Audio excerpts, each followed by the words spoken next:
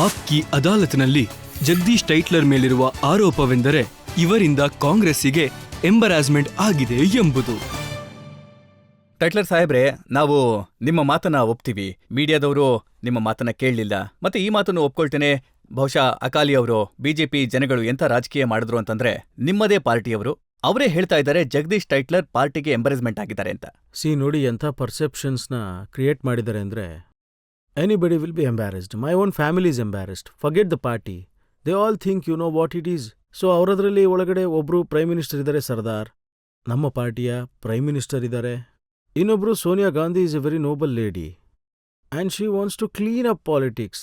May be she thinks ಅದು ಪೀಪಲ್ನ perceptions ಏನಂತ ಹೇಳಿದ್ರೆ, if not giving him ticket it may improve. Probably Punjab people are saying maybe some people from Punjab must have told them. I heard all this through media. My party has not told me. It's only embarrassment ಆಗಿರೋದು.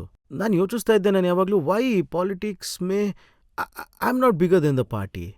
I told Sonia ಅವರಿಗೆ other day, I said, madam, I did not come to this party because I am basically congressman. I have no ideology of congressman when I came.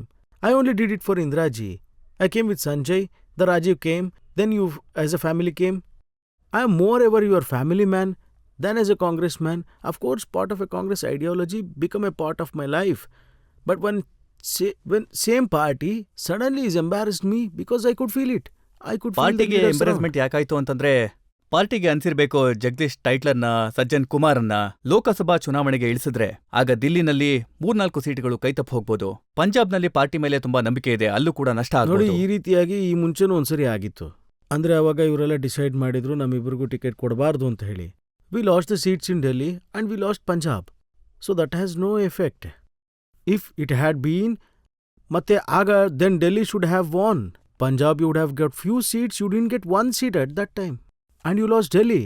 So that has no perceptions on that. ಅವಾಗ vote ಆಗುತ್ತೆ, seat ಸಿಗುತ್ತೆ ಅಂತ.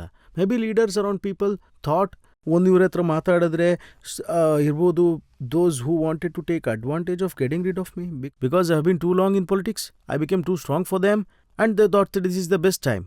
And I think this prevailed and maybe I am the not weak person, but ಸರಿ, ನಾನು ಯೋಚನೆ ಮಾಡಿದೆ, ಇಷ್ಟು ವರ್ಷನೇ ಕೆಲಸ ಮಾಡಿದ್ದೀನಿ, ಪಾರ್ಟಿಗೋಸ್ಕರ ಕೆಲಸ ಮಾಡೋಣ ಬಿಡಿ. You don't have to be a member of parliament. ಅಂದ್ರೆ ನೀವು ಹೇಳ್ತಾ ಇರೋದು ನಿಮ್ಮ ಪಾರ್ಟಿನಲ್ಲೇ ಇರುವಂತಹ ಕೆಲವರು ಈ ವಿಚಾರವಾಗಿ ನಿಮ್ಮನ್ನ ಮುಗಿಸ್ಬೇಕು ಅಂತ ಅನ್ಕೊಂಡಿದ್ದಾರೆ. ನೋಡಿ, this is my perception again. It's A perception. Everything is going on perception. Because I feel why I should be punished when I am getting a clean sheet. If I am not getting a clean sheet, then one can understand. But when I am getting a clean sheet, there is nothing against me. ಇವತ್ತಿನವರೆಗೂ ನನ್ನ ವಿರುದ್ಧ FIR ಇಲ್ಲ. ಇವತ್ತಿನ ತನಕ ನನ್ನ ಮನೆ ಹತ್ರ ಒಬ್ಬ ಕಾನ್ಸ್ಟೇಬಲ್ ಬಂದು ಕೂಡ ಕೇಳಿಲ್ಲ, ಜಗದೀಶ್ ಅವರೇ ಬನ್ನಿ ನಿಮ್ಮ ಹೆಸರೇನು, ನೀವು ಸ್ಟೇಷನ್ಗೆ ಬರಬೇಕಾಗುತ್ತೆ ಅಂತ. No question is this only. ನೋಡಿ, ನನ್ನ ಹತ್ರ ಹಳೆ ಪೇಪರ್ ಇದೆ 91ರಿಂದ. ಇದರ ಬಣ್ಣ ಕೂಡ ಬದಲಾಗಿ ಹೋಗಿದೆ. ಅವಾಗಿಂದ ಇದು ಪ್ರಿಂಟ್ ಆಗತ್ತೆ. Keep Sajjan Tytler out demands Amarinder. ಮತ್ತೆ ನೋಡಿ, ಆಗ 91ರಲ್ಲಿ ಅವ್ರು ಹೇಳ್ತಾರೆ, ಇಲ್ದೆ ಹೋದ್ರೆ party in Punjab will pay the price. Rift over Sajjan Tytler delays Congress list. ಇದು 91ರ ವಿಚಾರ. ಮತ್ತೆ 98ರಲ್ಲಿ ಎಲೆಕ್ಷನ್ ಆಗತ್ತೆ. ಆಗ್ಲೂ ಕೂಡ don't give ticket to Tytler. Akalis to campaign against Tytler. ಟೈಟ್ಲರ್ಗೆ ಟಿಕೆಟ್ ಅನ್ನು ಕೊಟ್ಟು ಸಿಕ್ಕರ ಗಾಯದ ಮೇಲೆ ಉಪ್ಪು ಸುರಿಲಾಗಿದೆ. ನೋಡಿ, ಯಾವಾಗೆಲ್ಲ ಎಲೆಕ್ಷನ್ ಆಗತ್ತಲ್ಲ, ನೋಡಿ, ಅಕಾಲಿ ಮತ್ತೆ ಬಿಜೆಪಿಯವರ ಬಗ್ಗೆ ನನಗೆ ಅರ್ಥ ಆಗತ್ತೆ. ಇವರು ನಿಮ್ಮ ಮತ್ತೆ ನಿಮ್ಮದೇ ಪಾರ್ಟಿಯ ಜನಗಳು. ಅಮರಿಂದರ್ ಸಿಂಗ್ ಅಂತವ್ರು ಯಾಕೆ ಮಾತು ಹೇಳ್ತಾರೆ? May be he thought Punjab ಅನ್ನ ಆಮೇಲೆ ಏನಾಯ್ತು ರಿಸಲ್ಟ್, ಬಟ್ ಆಫ್ಟರ್ ರಿಸಲ್ಟ್ ಏನಾಯ್ತು? Nothing didn't gain anything. So that means his perception what he said is wrong. ಈ ಮಾತನ್ನ ನೀವು ನಿಮ್ಮ ಪಾರ್ಟಿಯವ್ರಿಗೆ ಅರ್ಥ ಮಾಡಿಸುವಂತ ಪ್ರಯತ್ನ ಅರ್ಥ ಮಾಡಿಸೋದೇನಿದೆ ಇದರಲ್ಲಿ? They know. ನನಗೆ ಅರ್ಥ ಮಾಡಿಸುವಂತ ಅಗತ್ಯ ಏನಿದೆ?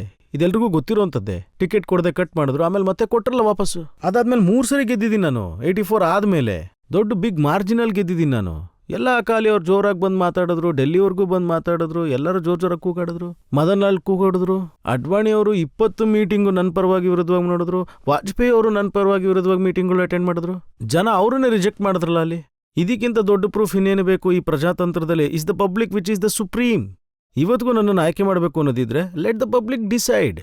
ನಾನು ಗ್ಯಾರಂಟಿ ಕೊಡ್ತೀನಿ, ನಾನು ಮಾಡಿರೋಂಥ ಈ ರೆಕಾರ್ಡ್ನ ಬೀಟ್ ಮಾಡ್ಕೊಂಡು ನಾನೇ ಬರಲಿಲ್ಲ ಅಂದರೆ would have left the politics rest of my life.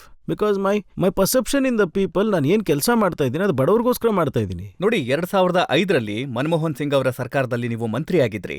ಆ ಸಂದರ್ಭದಲ್ಲಿ ಸಿಬಿಐನವರ ಪ್ರಶ್ನೆಗಳು ನಿಮ್ಮ ಮುಂದೆ ಬರುತ್ತೆ. ಆ ಸಂದರ್ಭದಲ್ಲಿ ನಿಮ್ಮನ್ನ ಮಂತ್ರಿ ಪದವಿಯಿಂದ ಕೆಳಗಿಳಿಸ್ತಾರೆ. ಮತ್ತೆ ಹೇಳ್ತಾರೆ ಸಿಬಿಐ ಇದನ್ನ ಇನ್ವೆಸ್ಟಿಗೇಟ್ ಮಾಡ್ತಾರೆ. ಒಂದು ವೇಳೆ ಸಿಬಿಐ ಕ್ಲೀನ್ ಚಿಟ್ ಏನಾದ್ರು ಕೊಟ್ರೆ ಜಗದೀಶ್ ಟೈಟ್ಲರ್ ಅವರನ್ನ ಮೇ ಬಿ ಅವಾಗಲೇ ಅನ್ಸುತ್ತೆ ದೊಡ್ಡ ತಪ್ಪಾಗಿದ್ದು ಅಂತ. ಒಂದ್ ವೇಳೆ CBI ಅವರು ಅದನ್ನ ಮಾಡಿದ್ರೆ ರೀಇನ್ಸ್ಟೇಟ್ ಆಗ್ತಾ ಇತ್ತು, ಆವಾಗ ಎಲೆಕ್ಷನ್ ಇತ್ತು. ಬಟ್ ಆ ಟೈಮಲ್ಲಿ CBI ಇರಲಿಲ್ಲ. ನಾನಾವತಿ ಕಮಿಷನ್ ಏನಿತ್ತಲ್ಲ ಅವ್ರು ಮಾಡಿದ್ದು. ಅವರು ನನ್ನನ್ನು ಗಿಲ್ಟಿ ಅಂತ ಏನು ಹೇಳಿಲ್ಲ. ಇದೇ ನಾನಾವತಿ ಅವರು ಜನವರಿಲಿ NDTVಗೆ ಇಂಟರ್ವ್ಯೂ ಕೊಡ್ತಾರೆ. ಅದರಲ್ಲಿ ಹೇಳ್ತಾರೆ ಜಗದೀಶ್ ಟೈಟ್ಲರ್ ಅವರು ಕ್ಲೀನ್ ಚೀಟು, ಅವ್ರಿಗೆ ಯಾವುದೇ ರೀತಿ ಗಿಲ್ಟ್ ಇಲ್ಲ ಅಂತ. ಇದು 3 ತಿಂಗಳಲ್ಲಿ ಆದ್ಮೇಲೆ ಹೇಳ್ತಾರೆ ನನಗೆ ಅನುಮಾನ ಇದೆ ಅಂತ. ಸೊ ಈ ಅಫಿಡವಿಟ್ಗಳ ಮೇಲೆ ಇನ್ವೆಸ್ಟಿಗೇಟ್ ಮಾಡಿ, ನಾಟ್ ಆನ್ ಮಿಸ್ಟರ್ ಟೈಟ್ಲರ್. ಒಂದ್ ವೇಳೆ ಅಫಿಡವಿಟ್ ಅಲ್ಲಿ ಸತ್ಯತೆ ಇದ್ರೆ ದೆನ್ ಬುಕ್ ಹಿಮ್. ಅಂಡ್ ಅಫಿಡವಿಟ್ನ ಸತ್ಯಾಸತ್ಯತೆ ನೋಡಿದಾಗ ಎರಡೂ ಫ್ರಾಡೇನೆ. So what you expect from the CBI?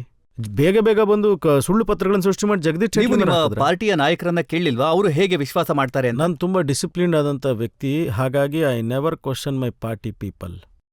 I gave my point of view, but then I said party supreme, Sonia Gandhi supreme, because I know she is well meaning women. I have seen so many people. ನಾನು ಹೇಳ್ತೀನಲ್ಲ, ನನಗಿಂತ oldest Delhi ಒಳಗಿರೋಂಥ people ಆ position hold ಮಾಡಿರ್ತಾರೆ. ಅವರೆಲ್ಲ ಹೇಳ್ತಾರೆ ಡೆಲ್ಲಿಲಿ Congress men ಅವ್ರ ಲಾಯಲ್ಗಿಲ್ಲ ಅಂತ. Loyalty to the last. I will stay, leave my family, but I will never leave Sonia Gandhi's family. That's the kind of a man I am. I'm one man who served Indira Gandhi. I'm one man who served 4 Prime Ministers. I'm the one man who served Indira Gandhi, Rajiv Gandhi, Sanjay Gandhi and Sonia Gandhi. And also Rahul. Nobody else can claim this. Such a loyalty. Let one person in the whole country come in front of me. I will say that I will see. But then if I am treated like this, then I don't blame. I blame myself. ನನಗಂತೂ ಆಶ್ಚರ್ಯ ಆಗ್ತಾ ಇದೆ. ಇವತ್ತಿನ ಕಾಲದಲ್ಲೂ ಕೂಡ ಒಬ್ರನ್ನ ಮಂತ್ರಿ ಪದವಿಯಿಂದ ಕೆಳಗಿಳಿಸ್ತಾರೆ. ಒಬ್ರಿಗೆ ಲೋಕಸಭೆಯ ಟಿಕೆಟ್ ನ ಕೊಡ್ಲಿಲ್ಲ ಅಂತಂದ್ರೆ ಆ ವ್ಯಕ್ತಿ ಒಂದೇ ನಿಮಿಷದಲ್ಲಿ ಪಾರ್ಟಿ ಬಿಡೋ ಮನಸ್ಸು ಮಾಡ್ತಾರೆ. ಮತ್ತೆ ನೀವು ಹೇಳ್ತಾ ಇದ್ದೀರಿ. ನಾನು ನಿಮ್ಗೆ ಹೇಳ್ತೀನಿ ಕೇಳಿ. ಲಾಸ್ಟ್ ಟೈಮ್ ನನಗೆ ಟಿಕೆಟ್ ಡಿನೇ ಮಾಡಿದ್ರಲ್ಲ, ಆಗ ಮಹಾಜನರು, ಗಾಡ್ ಬ್ಲೆಸ್ ಹಿಮ್, ಅವ್ರು ಇವತ್ತಿಲ್ಲ. ಅವ್ರು ನನ್ನ ಮನೆಗೆ ಬಂದಿದ್ರು. ಅವ್ರು ಅವಾಗ ಹೇಳಿದ್ರು, ಜಗದೀಶ್ ಅವರೇ ನೀವು ಪಂಜಾಬಲ್ಲಿ ಲೀಡರು, ಅವ್ರು command join me, we know all this false. As these leaders, is it true or not? And even nobody is there alive to say there. And even no, people approach me. I don't want to name the big leaders. Adu no, we know you're clean, come and join. I said nonsense. This party is my mother. ನಾನು ಸತ್ತೋಗ್ತೀನಿ ಬೇಕಾದ್ರೆ ಏನಾದರೂ ಮಾಡಿ. ನನಗೆ ಈ ಕಾಂಗ್ರೆಸ್ನ ಒಂದು ಧ್ವಜ ಇದೆಯಲ್ಲ, ಅದು ನನ್ನ mother. That is the way I am. That is the person I am.